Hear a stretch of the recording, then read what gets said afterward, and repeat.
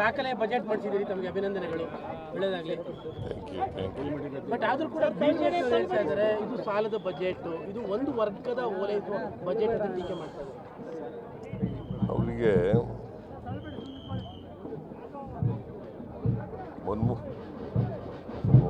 ಇವರು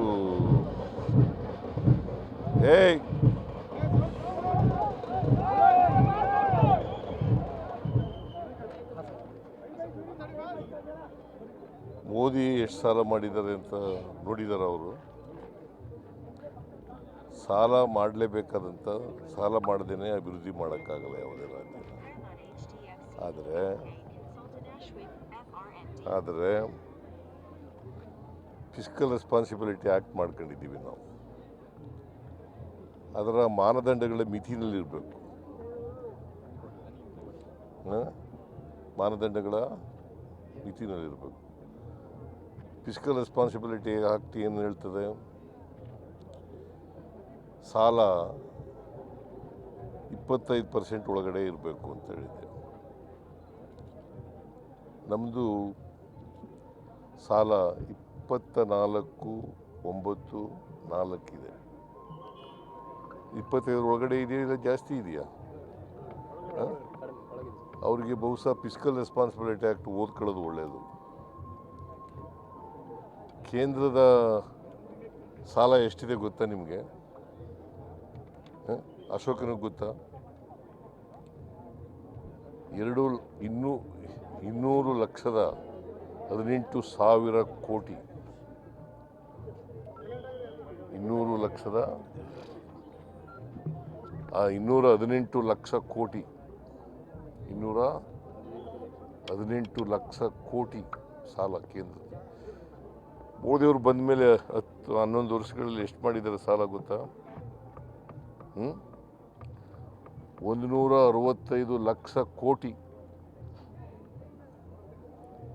ಅದು ಎಷ್ಟು ಪರ್ಸೆಂಟ್ ಇದೆ ಫಿಸ್ಕಲ್ ರೆಸ್ಪಾನ್ಸಿಬಿಲಿಟಿ ಆ್ಯಕ್ಟಿಗೆ ಗೊತ್ತಾ? 55.6%. 55.6%. ಆಮೇಲೆ ಫಿಸ್ಕಲ್ ಡಿಫಿಸಿಟ್ ಎಷ್ಟಿದೆ ಅಂತ ಗೊತ್ತಾ ದೇಶದ್ದು? 4.4.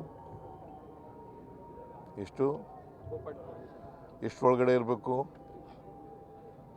3 ಒಳಗಡೆ ಇರಬೇಕು. ಅವರು 4.4. ನಮ್ಮದು ಫಿಸ್ಕಲ್ ಡಿಫಿಸಿಟ್ ಎಷ್ಟಿದೆ ಗೊತ್ತಾ? 2.95. ಅಂದರೆ 3% ಒಳಗಡೆ ಇದೆಯಲ್ಲ ಆಫ್ GDP. ನಮ್ಮದು GDP ಎಷ್ಟು ಗೊತ್ತಾ? ಕರ್ನಾಟಕದ GDP 33,55,500 ಕೋಟಿ. 33,05,500 ಕೋಟಿ. ಅಂದರೆ ನಾವು 25% ಒಳಗಡೆ ಇದ್ದೀವಿ. ಅವರು ಫಿಸ್ಕಲ್ ರೆಸ್ಪಾನ್ಸಿಬಿಲಿಟಿ ಆ್ಯಕ್ಟ್ ಓದ್ಕೊಳ್ಳೋದು ಒಳ್ಳೆಯದು. ಸಾಲ ಮಾಡಿದ್ದೀವಿ ಹೆಚ್ಚಾಗಿ ಅಂತಕ್ಕಂಥದ್ದು ಸತ್ಯಕ್ಕೆ ದೂರವಾದಂಥ ಮಾತು. ನಾವು ಸಾಲ ಮಾಡಿದ್ದೀವಿ, ಆದರೆ ಫಿಸ್ಕಲ್ ರೆಸ್ಪಾನ್ಸಿಬಿಲಿಟಿ ಆ್ಯಕ್ಟ್ನ ಮಿತಿ ಒಳಗಡೆ ಮಾಡಿದ್ದೀವಿ. ಮಾನದಂಡ ಇದೆಯಲ್ಲ, ಆ ಮಾನದಂಡದ ಒಳಗಡೆ ಮಾಡಿದ್ದೀವಿ. ಅಂದರೆ ಒಂದು ವರ್ಗದ ಪರವಾಗಿದೆ ಅನ್ನುವಂಥದ್ದು. ಯಾವುದು ಒಂದು ಹಿಂದುಳಿದ ವರ್ಗದ ಪರವಾಗಿ ಬಜೆಟ್ ಮಾಡಿದ್ದಾರೆ, ಬೇರೆಯವ್ರಿಗೆಲ್ಲ. ಅದು ಯಾರು ಹೇಳಿದ್ರು? ಅಲ್ಲ, ಅಶೋಕ್ ಹೇಳಿದ್ರು. ಟ್ವೀಟ್ ಮಾಡ್ತಾ ಇದ್ದಾರೆ ಬಿಜೆಪಿ ಟ್ವೀಟ್ ಮಾಡ್ತಾ ಇದ್ದಾರೆ. ಏನು ಟ್ವೀಟ್ ಮಾಡ್ತಾ ಇದ್ದಾರೆ? ಅಲ್ಲ, ಒಂದು ವರ್ಗದ ಪರ ಇದೆ, ಒಂದು ವರ್ಗಕ್ಕೆ ಅಂತ.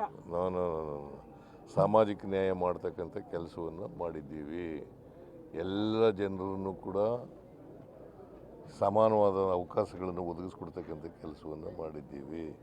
ಯಾವುದೇ ಪರಿಶಿಷ್ಟ ಜಾತಿ, ಪರಿಶಿಷ್ಟ ವರ್ಗ ಅಥವಾ ಹಿಂದುಳಿದವರ ವರ್ಗ ಅಥವಾ ಅಲ್ಪಸಂಖ್ಯಾತರ ವರ್ಗ ಇದಕ್ಕೆ ಮಾಡಿರ್ತಕ್ಕಂಥದ್ದಲ್ಲ.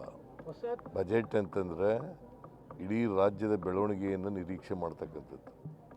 ಆರ್ಥಿಕ ಅಭಿವೃದ್ಧಿ ಇಡೀ ರಾಜ್ಯದಾಗಬೇಕು. ಆದರೆ ಆ ಥರ ಇಟ್ಕೊಂಡು ಉದ್ದೇಶ ಇಟ್ಕೊಂಡು ಮಾಡಿದ್ದೀವಿ. ಹೊಸ ತೆರಿಗೆ ಆಗದೆ ಇರುವಂಥದ್ದು ಇದೆಯಲ್ಲ, ಬ್ಯಾಲೆನ್ಸಿಂಗ್ ಕಷ್ಟ ಆಗಿಲ್ಲ. ಹೊಸ ತೆರಿಗೆ ಹಾಕ್ದಲೇ ಬಜೆಟ್ ಮಾಡಿದ್ದೀರಿ, ಜನರಿಗೆ ಯಾವ ಹೊರೆನೂ ಹಾಕಿಲ್ಲ. ಅದೆಲ್ಲ ಹೊರೆ ಆಗಿರೋದು ಅದೆಲ್ಲ ಕೇಂದ್ರ ಸರ್ಕಾರ ನಮಗೆ ಕೊಡಬೇಕಾಗಿತ್ತಲ್ಲ, ಆ ದುಡ್ಡು ಕೊಡದೇ ಇರೋದ್ರಿಂದ ಹೊರೆ ಆಗಿರೋದು. ಬಟ್ ನೀವು ಹೊಸ ಅದು ಹೇಳು ಬಿಟ್ಬಿಟ್ಟು ಇನ್ನೇನೋ ಕೇಳ್ತಾ ಇದೆಯಲ್ಲ ಕೇಂದ್ರ ಸರ್ಕಾರದ್ದು ಹೇಳು. ಡು ಯು ನೋ ಮಧ್ಯದಲ್ಲಿ GST ಅಮೆಂಡ್ಮೆಂಟ್ ಮಾಡ್ಬಿಟ್ಟು ರ್ಯಾಷನಲೈಸ್ ಮಾಡೋದ್ರಿಂದ 10,000 ಕೋಟಿ ನಷ್ಟ ಆಯಿತು ನಮಗೆ. ಅದನ್ನ ಹೇಳೋದಿಲ್ಲ ನೀವು. ಅದು ಎಲ್ಲಿ ಬರ್ದಿದ್ದೀರಿ ಅದನ್ನು? ಇವತ್ತೆಲ್ಲದರಲ್ಲೂ ಎಲ್ಲ ಪೇಪರ್ಲು ಬಂದಿದೆ, ಟಿವಿಗಳು. ಅಲ್ಲ. ಮನ್ರೇಗಾದಿಂದಲೂ ಕೂಡ ಸರ್ಕಾರಕ್ಕೆ ಮತ್ತೆ ಅದಕ್ಕೆ ಅದು ಹೇಳ್ಬಿಟ್ಬಿಟ್ಟು ಅದು ಕೂತ್ಕೊಂಡು ಅದನ್ನೇ ಹೇಳ್ತಾ ಇರೋದು. ಅದನ್ನ ಕೇಳ್ತಾ ಇದ್ದೀವಿ. ಅಲ್ಲಲ್ಲ ನಾನು ಕೇಳ್ತಾ ನೋಡ್ರಿ, ಅಲ್ಲಲ್ಲ ಪಾಸಿಟಿವ್ ಆಗಿ ಇರೋದು ಬೇರೆ ಪ್ರಶ್ನೆ, ಇವ್ರು ಕೇಳೋ ಪ್ರಶ್ನೆ ಇದೆಯಲ್ಲ. ನೀವು ಕೇಳಿದ ಪ್ರಶ್ನೆ ಜನಕ್ಕೆ ಸರ್ ನಿಮ್ಗೆ ಅರ್ಥ ಇಲ್ಲ. ಜನಕ್ಕೆ ಹೊರನೇ ಆಗ್ದಲೇ ಬಜೆಟ್ ಮಾಡಿದ್ದೀರಿ. ನನಗೆ ಅರ್ಥ ಆಗುತ್ತೆ ಎಲ್ಲ. ಜನಕ್ಕೆ ಹೊರನೇ ಆಗ್ದಲ್ಲಿ ಬಜೆಟ್ ಮಾಡಿದ್ದೀರಿ. ಈ ಬ್ಯಾಲೆನ್ಸಿಂಗ್ ಕಷ್ಟ ಆಗಲಿಲ್ಲ. ನಿನ್ಗೆ ವಯಸ್ಸು ಎಷ್ಟು? ವಯಸ್ಸು ಎಷ್ಟಪ್ಪ? ಮತ್ತೆ ಅಲ್ಲ ಸರ್, ಜನಕ್ಕೆ ಹೊರನೇ ಆಗ್ದಲೇ ಬಜೆಟ್ ಮಾಡಿದ್ದೀರಿ. ನಾನು ಇದು 17ನೇ ಬಜೆಟ್ ಮಂಡಿಸಿರೋದು ಕರ್ನಾಟಕ ರಾಜ್ಯದಲ್ಲಿ. ಹೈಯೆಸ್ಟ್ ಬಜೆಟ್ ಮಂಡಿಸಿರೋದು ನಾನೇ. ಇನ್ನೆರಡು ಮಂಡಿಸ್ಬಿಡ್ತೀನಿ. ಹೈಕಮಾಂಡ್ನವರು ಅವಕಾಶ ಕೊಟ್ಟರೆ ಮಂಡಿಸ್ತೀನಿ. ಅಲ್ಲ, ನಿಮಗೆ ವಿಶ್ವಾಸ ಇದೆ? ನಿಮಗೆ ವಿಶ್ವಾಸ ಇದೆ? ನನಗೆ ವಿಶ್ವಾಸ ಇದೆ. ಹೈಕಮಾಂಡ್ನವರು ಅಂತಿಮವಾಗಿ ಹೈಕಮಾಂಡ್ ಏನು ತೀರ್ಮಾನ ಮಾಡ್ತದೆ ಅದಕ್ಕೆ ಬದ್ಧನಾಗಿದ್ದೀನಿ ಅಂತ. ಯಾಕಂದ್ರೆ 19 ಬಜೆಟ್ ಅನ್ನೋದು ಇಂಪಾರ್ಟೆಂಟ್ ನಿಮ್ಮ ಇದಕ್ಕೆ. 19 ಬಜೆಟ್ ಮಾಡ್ಬೇಕು ಇವಾಗ. ರೆಕಾರ್ಡ್ ಮುರಿಯೋದು ಭಾಳ ಇಂಪಾರ್ಟೆಂಟ್ ಅಲ್ಲ. ಅವಕಾಶ ಜನಗಳಿಗೆ ಅವಕಾಶ ಕೊಟ್ಟರೆ ಮಂಡಿಸ್ತಕ್ಕಂಥ ಹೈಕಮಾಂಡು. ಹೈಕಮಾಂಡ್ ಮೇಲೆ ವಿಶ್ವಾಸ ಇದೆ ಸರ್ ನಿಮಗೆ? ನಮ್ಗೆ ಯಾವಾಗಲೂ ವಿಶ್ವಾಸ ಇದ್ದೇ ಇರ್ತದೆ. ಹೈಕಮಾಂಡ್ ಮೇಲೆ ವಿಶ್ವಾಸ ಇಲ್ಲದೆ ಇನ್ಯಾರ ಮೇಲೆ ವಿಶ್ವಾಸ? ನಿನ್ನ ಮೇಲೆ ವಿಶ್ವಾಸ ಇಟ್ಕೊಳ್ಳ. ಜನ ನಿಮ್ ಪರವಾಗಿದ್ದಾರೆ, ಹಂಗಾಗಿ ಜನ ನಿಮ್ಗೆ ಆಶೀರ್ವಾದ ಮಾಡ್ಬಿಟ್ಟಿದ್ದಾರೆ, ಹಂಗಾಗಿ ಇನ್ನೆರಡು ಮಾಡ್ಬಿಡ್ತೀರಾ? ಹೈಕಮಾಂಡ್ ನೀನು ಏನೇ ಪ್ರಶ್ನೆ ಕೇಳಿದ್ರು ಕೂಡ ವಾಸ್ತವ ಬಿಟ್ಟು ಮಾತಾಡಲ್ಲ. ನಾವು ವಾಸ್ತವದಲ್ಲೇ ಕೇಳ್ತಾ ಇದ್ದೀವಿ. ನೀನು ವಾಸ್ತವದಲ್ಲಿ ಕೇಳ್ತೀನಿ. ಅಲ್ಲಲ್ಲ, ಈಗ ಯಾಕಂದ್ರೆ ಮತ್ತೊಂದು ಶುರು ಮಾಡಿದ್ದಾರೆ ಸರ್, ಬಜೆಟ್ ಆದ್ಮೇಲೆ ಬಿಡ್ತಾರಂತೆ, ಯುಗಾದಿ ಆದ್ಮೇಲೆ ಬಿಡ್ತಾರಂತೆ. ಅವ್ರು ಏನಾರ ಹೇಳ್ಕೊಳ್ಳಪ್ಪ. Ultimately high command has to take a decision. High command ಬಿಡು ಅಂತಂದ್ರೆ ಬಿಡ್ತೀನಿ, ಮುಂದುವರಿರಿ ಅಂತಾರೆ ಮುಂದುವರಿತೀನಿ. ವಿಶ್ವಾಸ ಅಂತಿದೆ. ಗ್ಯಾಸು ನರೇಂದ್ರ ಮೋದಿ ಅವರು ಬರೋಕ್ಕೆ ಮುಂಚಿತವಾಗಿ ಎಷ್ಟಿತ್ತು ಗೊತ್ತಾ? ಇವ್ರು ಬಂದು ಜಾಸ್ತಿ ಮಾಡಿದ್ದಾರೆ, ನೀವು ಅದನ್ನು ಬರೆಯೋದೇ ಇಲ್ಲ ಯಾವಾಗಲೂ. ಈಗ ತೋರಿಸ್ತಾ ಇದೀವಿ, ಇವತ್ತು ಜಾಸ್ತಿ ಆಗಿರೋದು. ಅದರಿಂದ ಯಾರಿಗೆ ತೊಂದರೆ ಆಯಿತು? ಯಾರಿಗೆ ತೊಂದರೆ ಆಯಿತು? ಬಳಕೆದಾರರಿಗೆ ತೊಂದರೆ ಆಯ್ತಲ್ವಾ? ನಿನಗೂ ತೊಂದರೆ ಆಗಿದೆಯಲ್ಲ ನಿನಗೂ. ಮತ್ತೆ ಅಲ್ಲ, ನಮ್ಮ ಪ್ರಶ್ನೆ ಇನ್ನೂ ಹೇಳಿದೆ, ವಿಶ್ವಾಸ ಇದೆ ತಮಗೆ ಇನ್ನೆರಡು ಬಜೆಟ್ ಅಂತ. ಯಾಕಂದ್ರೆ ನಮಗಂತೂ ಪ್ರಶ್ನೆ ಕೇಳಿದ್ರೆ ಆಸೆ ಇದೆ, ಮೈಸೂರವ್ರಿಗೆ ನಮ್ಗೆ ಆಸೆ ಇದೆ. ನೋಡಪ್ಪ, ಇಡೀ ರಾಜ್ಯದ ಜನರಿಗೆ ಆಸೆ ಇದೆ, ಅದು ಬೇರೆ ಪ್ರಶ್ನೆ. ಹೈಕಮಾಂಡ್ ಏನು ತೀರ್ಮಾನ ತಗತ್ತೆ